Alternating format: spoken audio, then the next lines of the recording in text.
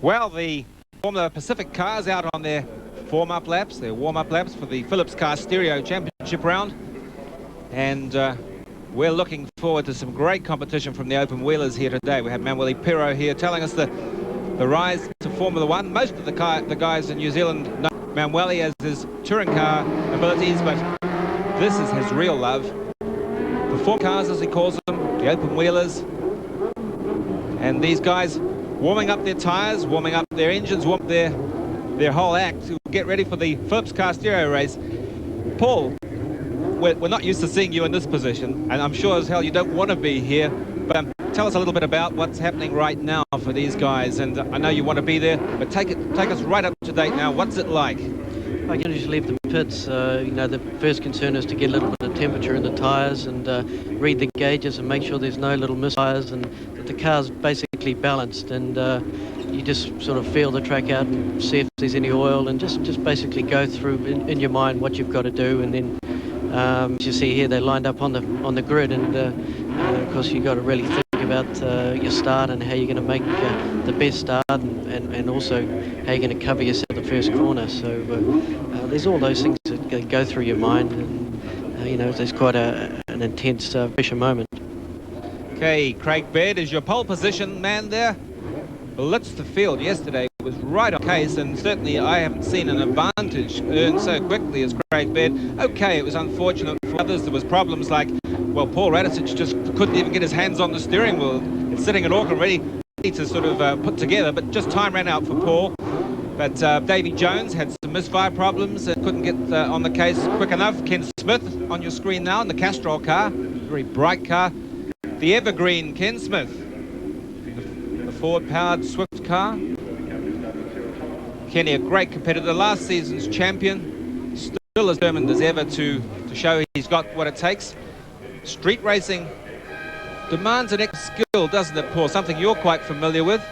Yes, it does. You know, there's no room for mistakes, and you've got to have 100% concentration all the time. You can't afford to lapse on your concentration for one moment. Okay, 5 minutes to go now. We are just pacing themselves on the grid, should we say. The drivers are into that heartbeat stage, I call it. There's a bit of a thump under this, and they're probably up over 100 beats a minute, and they're just getting ready. They're thinking it through, like Paul said. They've got to go through the what-if clauses. Ian McDonald, a great performance from him through qualifying. The old route, it's one of the oldest cars in the event, but he's not using that to, well, not letting it get him down at all. He's certainly charging against Swift. Barry Thomilnson on screen in the unit. That's Paul Radicic's last year's Reynard car. Turned out very well in black and green, of course. Another of the Toyota power cars. But taking the world by storm, Toyota is certainly as far as the Phillips Formula Pacific Series.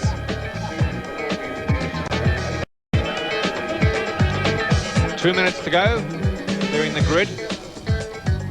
A good turnout for Formula Pacific cars. Traditionally, these cars are regarded as sometimes processional when the field gets a bit thin. But believe me, Craig Baird is trying to show that he's benefited from the experience he's gained in the USA this year. And down there, right at the back, in fact, is Davy Jones. Now, if ever there was a challenge thrown out to an imported star, I mean, to be tail-end Charlie or reverse grid, whatever you like to call it, watch for a charge through the field from Davy Jones. Yes, I think you're right, Dave. Obviously, Davey had problems yesterday with ignition and electrical problems, and that's the reason he's starting from the back. But it's going to be an interesting race for him, and we'll be watching all the way. Okay, we're looking at a 20-lap race for the Phillips Car Stereo race. A grid start. Guys just bringing the revs up to clear the carburetors. Around about the 30-second mark, they really bring the RPMs up so they don't bog. Baird there is Caltech Swift looking very, very sharp indeed. And the field completely is Craig Baird, Ken Smith, Dean Cockerton, Mike Berg, Ian McDonald, Ken Smith, Grant Elwood, Bob Donaldson and Barry Thomilnson.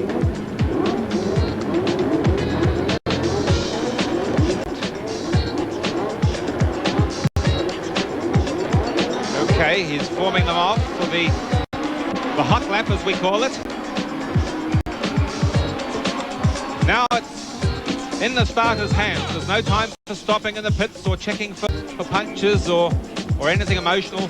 This is the time when they're all on their own, the drivers. What are they actually trying to do right now in their minds, Paul? What they're trying to do is obviously, like I said before, they want to get a certain amount of temperature in the tyres. As you saw, they all did a practice start.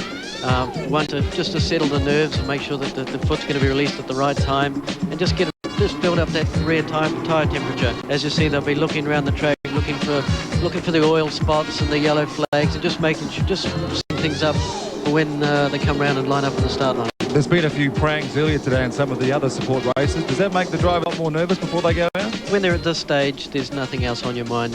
You just concentrate solely on what you're doing, and as far as my experience goes, it's the least thing that goes through my mind. Focus on your own job, your own line, your own speed. Absolutely, yes. Seeing Cockerton there, car number 3, a very wild coloured car. It's in fact coated with a huge, well, I'll have to say it, it's a vinyl plastic bag. It's like a shrunk pack car. It's a very, very exciting colour scheme. Mike Berg there in the second of the Lawrence Mobile Phillips car stereo cars. Both Davy Jones and Mike Berg from the USA, bringing the international flavour right into the Formula cars. Mike Berg on your screen now. Just ahead of Ian McDonald, it's Tech Ralph. Bob Donaldson be up the back there. Bob Donaldson, number 90. And Davy Jones. Beautifully prepared cars. So the car scheme, it just contrasts so well. And obviously, commercialism, a very important part of motorsport, isn't it, Paul? We've got to get the sponsors in there. We've got to have them supporting our youngsters all the time. But we try to make these cars look exciting and appealing. Absolutely, and you know, without sponsorship and, as David said, the commercialism of it, you know, we wouldn't go anywhere. And also with the younger guys coming up, it's very important. So it's very important to make the car look as smart as possible for everybody. Wait for a start here. We're forming up, as I say, for the 20-lapper. Various drivers do it different ways. Some of them like to charge up. Ayrton Senna, I believe, always likes to charge up to the front row, sit there, drag all of the others along with him. Others like to just take it along slowly. Baird seems to be reluctant to do the wagging of the wheels. I think it's a psychological improvement more than anything, isn't it, the wagging? It is. It just depends if you want to sit on the grid a little bit longer and just think about what you're doing, or if you want to slow and keep the field tight so you don't have to wait too long while you're sitting on the grid. Okay, red flag out there. The clerk of the course has got control of the race. He'll be mounting the foot for the lights. What for the green light? Craig Baird from Smithy. Mike Berg in third. And Baird it is. But Smithy's not letting go. Baird takes the lead from Ken Smith, Mike Berg, and Dean Cockerton squeezing up the inside of McDonald. But there's Davy Jones. He's through. Davy Jones has picked up 4 places already. Poor Barry Thomilnson there got caught in the mad scramble through the corner. So out onto the key. Craig Baird in the Caltech Swift Toyota takes the lead and pulls away. A great break he's got on Ken Smith now in the fourth, the Castrol car. Mike Berg hanging on to Smith. Bumping them down into Foodtown. Through the turn. No incidents, and everyone's still in the race. Great for Ken Smith taking the chase up on Baird.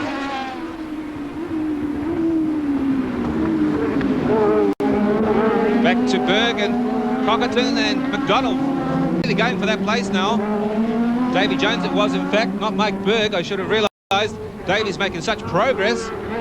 Up to 4th, 5th place. It's about to go into this immobile chicane. Ken Smith. Remember, it's a 20-lap and plenty of time. Some of these drivers have really not done enough laps to get their cars and themselves wound up.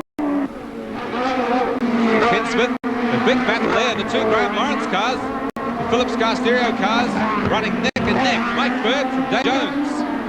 Great stuff. You see Davies taking over Mike Berg's place, so he's running now 3rd. Davies, as we pretty much expect, to come up from the back of the field, now running in 3rd.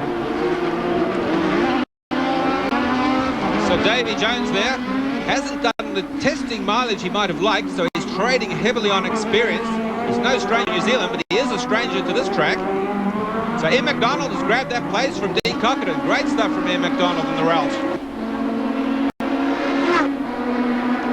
Ken Smith realistically, he was hoping for an improvement from the horsepower he had yesterday. All sorts of troubles with ignitions and fuel supplies, and not happy at all. He was saying this morning the car's still a bit stiff for his liking. I think he's got a bigger problem now because he's got Davy Jones trying to steal a place from him.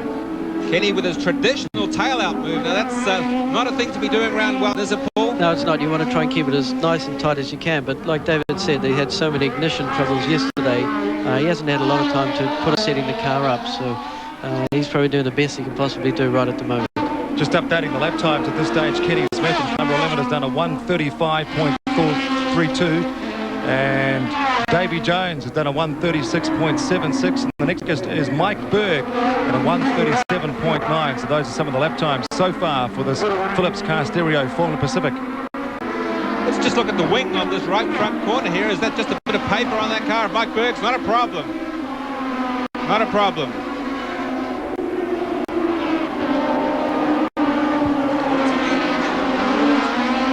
Ken Smith there on screen, fighting for this position with Davy Jones. Davy's impatient. Davy's crowding Smith. Talking to Davy during yesterday, was complaining about how small the car was compared to the Rolt that he'd driven a few years ago, and he couldn't get his frame into it, and was complaining. But this is he's really pushing Ken very hard here. I think in the next corner, especially the end of this the next straight, you might see Davy trying to charge up the inside. Well, Davey said an affectionate thing about Ken today. He said, the trouble is Kenny drives small cars all the time. He's staying small. He's driving big Jaguars now, and he's put on so much weight. He looks a lot bigger than when he last raced. Absolutely, yes. I was sort of teasing him on that yesterday.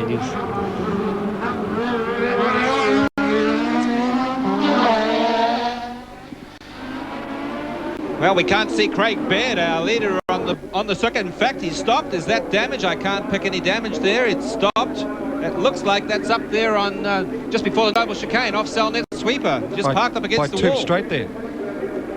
Well, that's a big disappointment for the pole setter, but just goes to show you can never tell what the race is going to do until checkered flag drops. That's absolutely right, David. It's hard luck for Craig, and I'm sure we'll be looking forward to Pukekohe next weekend. Very close with the lap times now. Davy Jones has just dug in at a 1:27, same pace as Kenny Smith. This is great stuff. Is he going around the outside? He has. That is brave motor racing. He forced Ken Smith into conceding. He knew that he was driving with a professional who would not take them both out. But that was great stuff down the outside. Well, no doubt we'll get a replay on that. But there we have Davy Jones now. In less than 5 laps, he's taken the lead of this Phillips Car Stereo Championship from Ken Smith. With the demise of Craig Baird, the Celtics car, Davy Jones now leads this race from Ken Smith from New Zealand. As we saw that overtaking manoeuvre, David, it's obviously Ken was keeping a tighter line coming in, and so let's go back to our Nissan replay cam, see what we can get in the way of action. Yes, David just took the inside line there, and obviously Ken got a little bogged down, and Davey just came out with a little bit more power on, and a little brave going into the next turn and did it. But Paul, you just got to take chances in motorsport to win, haven't you? I mean, they don't come along these gaps very often. You've just got to use them when you can. Absolutely, you've got to take them when they're available, because they might never come up again. Well, in theory at least, the way that Davey's come from the back, he will probably dominate and control this race. We know we've got great experience in his hands, but he can't afford to just treat Ken Smith lightly, and I'm sure you'd be the first to say Smithy won't. No, I think Ken will come. He sort of works in 2 charges. The early part of the race he just settles in, then once he gets into a groove he really starts charging. So I don't think we definitely haven't seen the end of Ken, I wouldn't think. Okay, 14 laps down, and four laps down and 15 to go in this Phillips Car Stereo race. And Davy Jones in the Swift, the Graham Lawrence Swift, always these beautifully turned out cars. I just can't believe the standard of preparation. Mike Berg in 3rd. Ian McDonald it is in the Aztec route. Picking up on 4th from Barry Thomilnson. Barry Thomilnson it is, in fact, in your old car, Paul, in the Uniden Reynard. I know Barry was having a lot of troubles yesterday with the car hitting the ground. He couldn't. He wanted to run it low, but he had to end up running really high, and of course it upset the whole handling characteristic of the car. So he's battling on the best that he can possibly do. Well, already Davy Jones has gone round faster than the pole man yesterday. Craig Baird did a 25.9. Davy Jones has just done a 25.77. He's got the wick right up on the Toyota. But look at Ken Smith. He hasn't given away the race. 100 metres is nothing when there's 13 laps to go. Great camera shots from the aerial views. Sneak out of sight as they come up to the gate. And I can tell you that Davy Jones has not eased off. That means that Ken Smith is right on pace. In fact, he's just got the new fastest lap, 25.56. Now, this is great stuff. There's life in that old boiler, obviously, Paul. He's wound up. Absolutely. He's, like I said, he comes on with a charge. Once he settles down and find out where exactly he is, then he starts winding away at it. So Davy's going to come under a lot of pressure again. Well, I guess the Smith household up in Auckland will be buzzing there. Dorothy and Maureen will be screaming at their seats with Kenny pushing Davy Jones. This is reminiscent of the battles that they put on in the early 80s in the Relts. And they're back renewing it. This is exactly the sort of racing they both love. Wheel-to-wheel stuff. Very close lines for Jonesy round that Armco that time, yes. Paul. We see David using all the track. Ken's sort of taking the shorter cut like he usually does. David's using all the track and he's coming out a little faster. And as you see right up the top there, Ken's just losing a little bit of time there. He's a little quicker around the other part of the track, so he'll wind and make it. Jones is a professional. He's racing week to week or testing. He's got real race mileage on board. The Kiwis have to use these races, the Wellington race and the fog race at Pukekohe next weekend, as their warm-up for the International Series in January, which obviously you'll be competing in, Paul. But it must be a disadvantage to Smithy to see Jonesy pulling away with all that race fitness. Sure it is. I mean, there's nothing that can beat race mileage, and as we said, Davey racing pretty much all the time, and it doesn't matter if you race saloon or single-seater, you're racing and you're relaxed, and Ken would be fairly tight, and the muscles would be not working the same as what they would have been if because this is his first race, so it makes a big difference.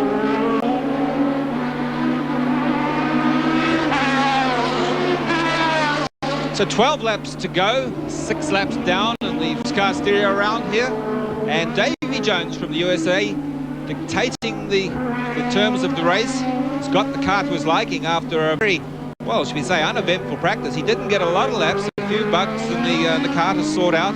A bit of a misfire here. I believe, I understand this to be true, speaking to Davy before the start of the race, they had a misfire yesterday which was isolated to the electric rev counter. And so what do when you're in short straights? You just throw the rev counter out the window, drive without it. So in fact, Davy is driving this car, listening to the noise level and picking up the decibel level to change gear. Now, it is risky, but to a professional, that's what you're expected to do. Probably, Paul, to be fair, when you know your car inside out, you probably drive that way anyway. Sure you do, but like Davy here has done this is the first time for Wellington. He's done only a handful of laps, and as we'll see, probably as the race goes on, he'll get a little quicker, mainly because he's just used to everything. But you're right, you know the sound of the engine, certain of RPM, and you just pull into another gear and there you go. 7 laps down, and another fastest lap for Davy Jones, 25.44 seconds. So he's now applying that grimacing pressure on Smith. He's winding the tap up a little bit, inching away from Smithy. Can Smith respond? I don't think so. I think now he's really exerting the pressure. Kenny would have to draw on a lot of experience to pull back that gap now. Mike Berg picking up the pace, a big gap back to the second Graham Lawrence car. Sounds like he's having a little bit of trouble there. Yes, he was a bit slow off the turn, so maybe gear selection problem. Sort of sounds like it, but he's the qualifying session, the first session on Friday was quickest, and this boy's going to be someone to look forward to in the watch out for in the series. So, third place, the Graham Lawrence car, going back to your leader, Davy Jones. Easing away, as we said, from Ken Smith, but Kenny is one of the last, what should we say, the last of the Mohicans as far as the Ford engine. Paul Radisich made the change last year to the Toyota engines. Here's the top 3 positions at this time. Davy Jones, car number 1, car number 11, Ken Smith, the Swift, and car number 4, Mike Berg, also a Swift. That's the 2 Graham Lawrence entries in the top 3. Great stuff, Graham. You'll be very pleased with that. But going back to Paul, it's that you pioneered the Toyota engines last year with Graham Lawrence, of course. They had very brief glimpses, well, should we say, very fleeting glimpses of going well. Obviously, at the start of the season, Graham Lawrence's car won down here, and at the end, you cleaned up the Toyota round, the Timaru and Bay Park. But there were problems with the engines. This year, all the bugs seem to be tightened out and more of them. I guess you're looking forward to a good season with those engines. Yes, I am. I mean, last year was very much a learning curve for not only the car, because it was the Reynard car, but also for the Toyota engines. And they've done another season in the United States, and they've become more reliable. And yes, I'm really looking forward to running the Toyota. Kenny Smith is actually closing the gap just a little bit on Davy Jones. He's just pulled out a 1:24.54. Well, just when you say that the bloke is going to go slower, he responds and goes quicker. That's the great stuff that we've come to expect. Here's some slow traffic. Grant Elwood and Grant Elwood holding up Davy Jones. That's allowed Kenny Smith to come up. Donaldson in the way. Donaldson's blocking the line here. Why is Kenny not taking advantage? He should be poking his nose in something. He's probably trying to keep his nose clean, to be fair. Those walls seem awfully big at that level. Kenny up the inside. Yes, it's very unfortunate there for Kenny. Davy's got the breakaway, and Kenny just didn't take use of the opportunity. It was because he was a little tight in the corner and just got low in revs, and it sort of bogged on him. We're not too sure, but definitely didn't take full advantage of that. He may not get a chance as good as that again, but of course it wasn't at the right time. It worked in those situations. Sometimes it works better for one than the other. Yes, absolutely. It's Davy was first on the scene, so it always looks a little different to what it is when you're actually out there. Let's remember that Smithy's certainly those Ford horsepower wound right up. He's got reputably one of the fastest of the Ford engines this side of the black stump, and certainly had the Swift going terrifically when he won the championship last year. But this year, of course, you've got a Reynard. Tell us a little bit about your plans for this season, Paul. Well, we're running a brand new Reynard, which is fully factory supported. Unfortunately, I couldn't be here the weekend. The boys worked super hard during the week to get the car ready. It only arrived sort of midweek, and we just didn't have enough time to put it all together and build it the way that we would like to do. So I'm going to try and get that out at Pukekohe next weekend. Oh, we see Davies. Davies hit the wall. The wheel, that's all it takes around Wellington. One minor moment of concentration lost. Wheel just tipped the wall, and that is Davy Jones out of the race. Ken Smith in the lead. Just that wheel has just wrecked a road car. As we see, it looks like David actually broke a stub axle, but it sheared off. Okay, I won't be so tough on Davy just yet. We'll no doubt get an instant replay on what happened at the beginning. That's very crucial to the driver. He obviously is not hurt. Wheels off the Phillips car. Coming up, we'll check it out on the Nissan replay. Real drama in the Phillips car stereo for Pacific's race. There have been a few crashes today, and look at that. That Mazda all lasers being dinged there by that wheel. Unbelievable. I just want to know what's happened on Monday when that bloke puts his insurance claim in for a rear window. I mean, that's got to be the best excuse you've ever heard. David, it's actually a brilliant souvenir as well. Let's take a look at the Nissan replay. Okay, Davies just pick up the dust. In fact, we can't see the start point there. He's just probably clobbered the wall as we pick that up, but on the other shots, naturally, it's crucial to know what went first, the chicken or the egg, and all these situations. Let's see what we can pick up here. Through the apex of the turn, yeah. I don't know. Obviously, Paul saw something, maybe I didn't, but it looked like the wheel came off. I would say that it's definitely broken a stub axle, and the wheel sheared off first. So right. Definitely no. People ducking for cover as the wheel just goes. Look at that wheel. Look at the height of that wheel, just clearing. Was it Jervois Key? That is staggering. The Pacifics aren't exciting, Cliff. This is stuff. That's the best high jump I've seen all year. The Goodyear tyres are obviously good. Go very high and come back around. Well, it's moments like these you need Minties. And that was a classic today. Okay, 11 laps down. I think we're going to get another shot here real slowly from the Nissan replay. Let's just look at that right rear wheel as you look at the screen. The left rear wheel off the car. That's the big black thing. Let's just watch There, you saw that wheel come off. Okay, no question about it. You can't go around corners on three wheels. Well, not normally anyway. He's very lucky there. I mean, it was a fast part of the track, but if it had have come off down the back end of the straight, there was less runoff room there. So if it was something going to happen, it probably wasn't too bad a place for it to happen. And you pick little things smoking on the floor is probably just a brake pad that's tried hard but lost. That's Davy Jones. He was in front. And there goes the wheel again. So it now means that he's out of this race, and the leader has gone back to Kenny Smith. Okay, 12 laps down, and who should be leading the race, as we say, but Ken Smith in his Castrol route forward. The mighty have now fallen in the frame of Craig Baird in the pace-setting Caltex Toyota Swift. Of course, the unfortunate incident, which I guess ruined the drive of the race, Davy Jones coming from the back of the grid in great style, taking the lead, and then being losing first place through a hub or wheel, something as Paul said, maybe an axle's pulled out, but whatever. At the very, very hardest point of the circuit, one of the hardest points, the wheel under the most load, departed company with the car, and an impossible situation for Davy to hold it. He did very well to minimize damage, I think. Yes, I think he did a brilliant job just to try and keep it straight. There's not a lot that you can do in that situation. You're just a passenger, and it's just that it happened there, not anywhere. That's the second time this week a wheel's actually come up, because it was Kevin Waldock and David Parsons in the second of the Mobile 1 forwards here as one of the Group A practice sessions have actually lost the wheel as well. Yes, but not quite as spectacular as that big one. It's definitely not a crew problem. It was just by the look of a mechanical failure. The mechanical part broke, and thankfully not a lot you can do. It was with away from the spectators too. Yes. Like the wheel like that can be lethal. Okay, we're going to go with a replay here.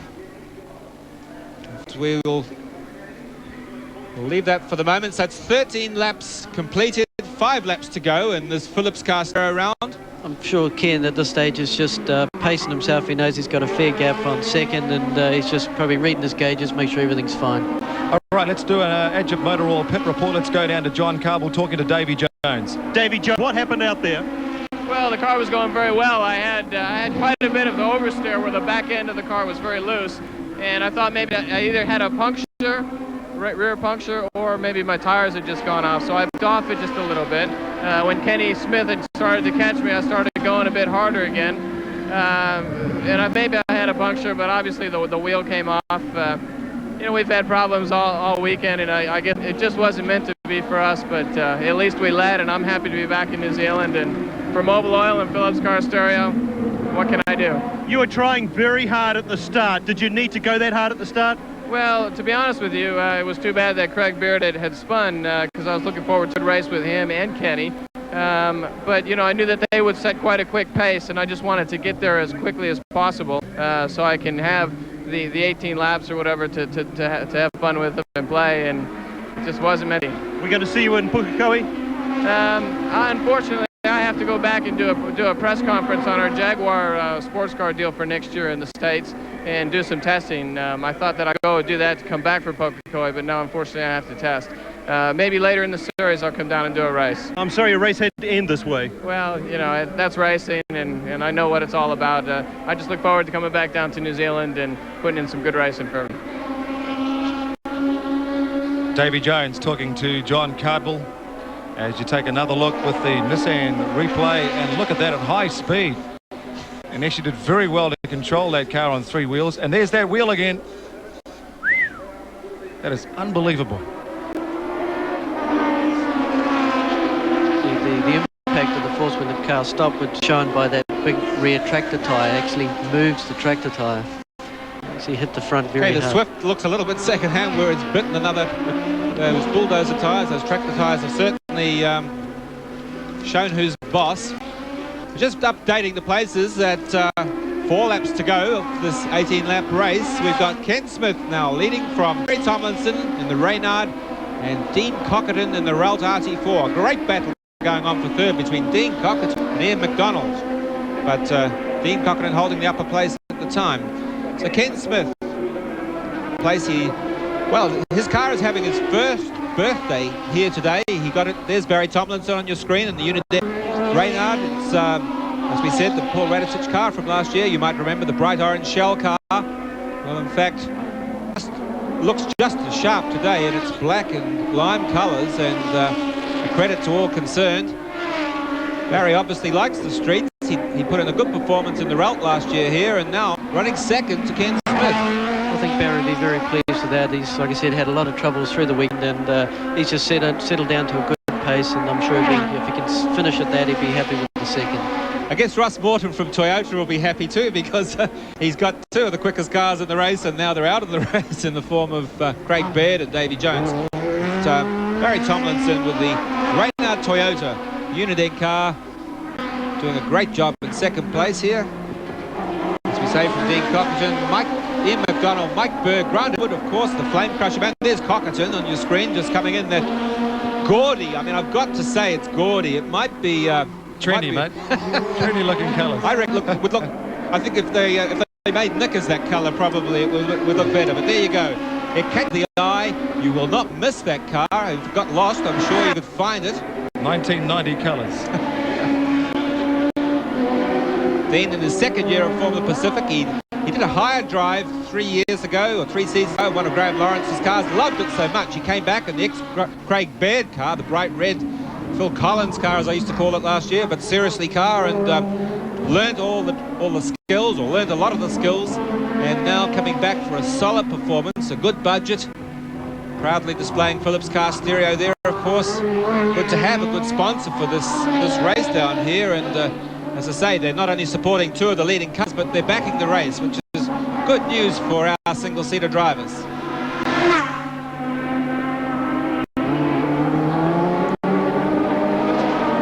2 laps to go. Your current leader is Ken Smith. Dropped off the pace now, because let's face it, you don't have to go fast when you've got the lead that Ken Smith has. He has fallen by the wayside, and Ken just has to keep the concentration up. He doesn't need to worry too much about his lovely tail-end slides. I think he just likes wheelies, Paul, don't you? I mean, he always likes to give it a boot for whether it's out or whatever. He just does it. He does. The other thing is it doesn't show up that well on vision. It is very bumpy there. In these cars, there's really no front suspension. We run heaps of preload on them, so they stick to the ground, and it's very bumpy. So even though he might be trying not to slide it, but the car just jumps off the bump. There's Bob Donaldson there in what was Barry Thomilnson's last year car, and he's coming up to lap Bob Donaldson. He just gives him plenty of room. There's no need for Ken to do too much, so he just buy time. Richard Lester, one of the normal Pacific runners of last season, not in fact, he's let his car be driven by Grant L with the Flame Crusher man, and not on your screen at the moment. Grant having a great time in his first Formula Pacific ride, and having as I say, a learning curve in Pacific is always, you know, around Wellington, a hard thing to do. I imagine, Paul, to be thrown in the Pacific car at Wellington, not the easiest of jobs. No, it's not. I know Grant was doing quite a bit with Formula Fords, and he's a terrific guy, and he's really keen on the sport, and he thought, well, I'll have a go at Pacific cars, but Wellington is a very difficult place to start on. Okay, we're on 1 lap to go for Ken Smith. And he just by Bob Donaldson, of course, no problems at all there. Armco Cam giving us a great shot. We'll see this later on in the day with the Nissan Mobile 500. Some of these magic positions that the minicams have. Got car cam and Armco cam and pole cam and crash cam. I mean, there'll be just every sort of cam you want. You'll have so many pictures, and the good thing Nissan Mobile, the commentators won't grab it on all day. The pictures will be doing the talking.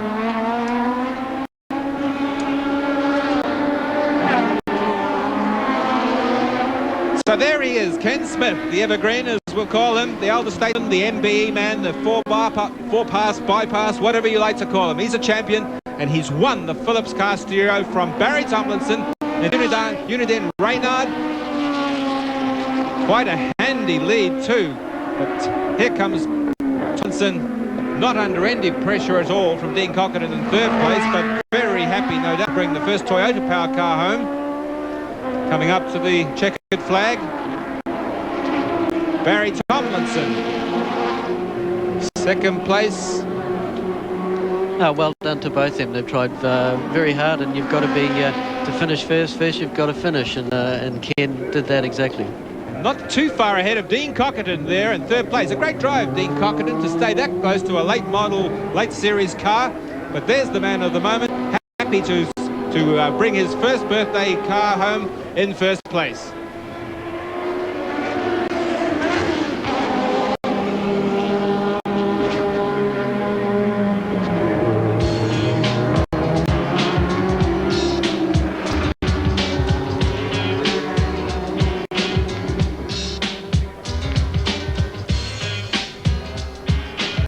So just confirming the results of the Phillips Car Stereo Formula Pacifics race. It was won by Kenny Smith, number 11. Second, Barry Thomilnson, number 91. And third, Cockerton. But of course, the real drama in the race, Craig Baird spinning out early on. And then race leader Davy Jones crashing up. The wheel came off as he was going down the main straight. The wheel flying high over into Jervois Key. And Davy Jones out of the race, which gave Kenny Smith that comfortable win and what was a very dramatic Formula Pacific race as part of our build-up to today's Nissan Mobile 500. Stay with us as we continue the countdown with more to come, including the Trans Ams, dragsters today, cars which can go 260 miles per hour. They won't be doing it because the straight's just a little bit too short.